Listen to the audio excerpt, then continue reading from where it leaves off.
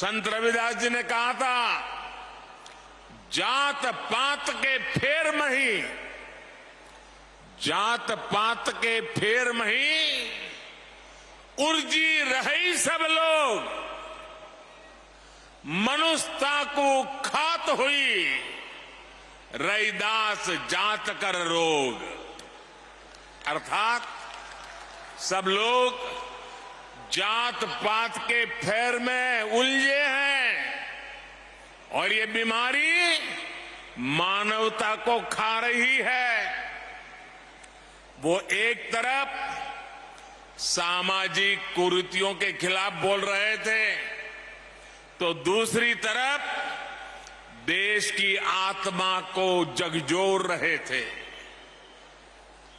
जब हमारी आस्थाओं पर हमले हो रहे थे, हमारी पहचान मिटाने के लिए हम पर पाबंदियां लगाई जा रही थी, तब रविदास जी ने कहा था, उस समय मुगलों के कालखंड में, ये हिम्मत देखिए, ये राष्ट्रभक्ति देखिए, रविदास जी ने कहा था, पराधीनता पाप है, जान लेहु रे मीत, रैदास पराधीन सो, कौन करे है प्रीत। यानी पराधीनता सबसे बड़ा पाप है। जो पराधीनता को स्वीकार कर लेता है, उसके खिलाफ जो लड़ता नहीं है, उससे कोई प्रेम नहीं करता। एक तरह से उन्होंने समाज को अत्याचार के खिलाफ लड़ने का हौसला दिया था। इसी भावना को लेकर छत्रपति वीर शिवाजी महाराज ने हिंदवी स्वराज की नींव रखी थी। यही भावना आजादी की लड़ाई में लाखों लाख स्वाधीनता सेनानियों के दिलों में थी, और इसी भावना को लेकर आज देश गुलामी की मानसिकता से मुक्ति के संकल्प पर आगे बढ़ रहा है।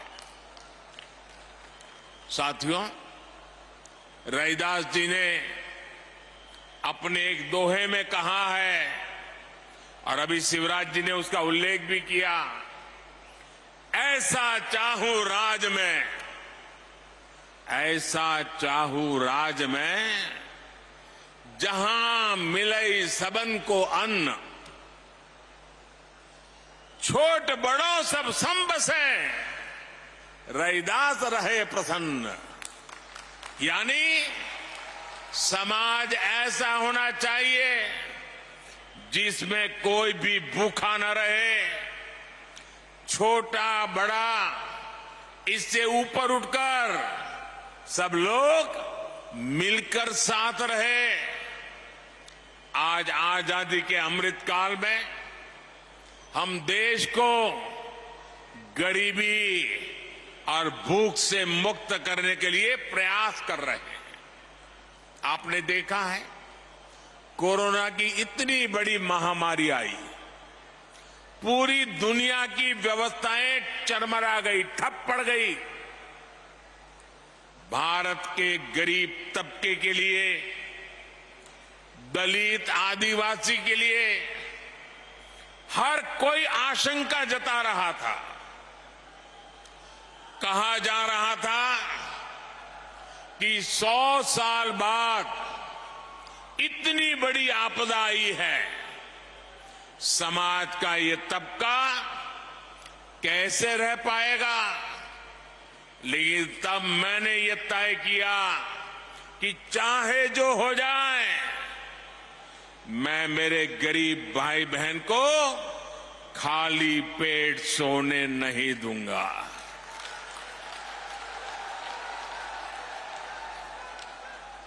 दोस्तों, मैं भली भांति जानता हूं कि भूखे रहने की तकलीफ क्या होती है,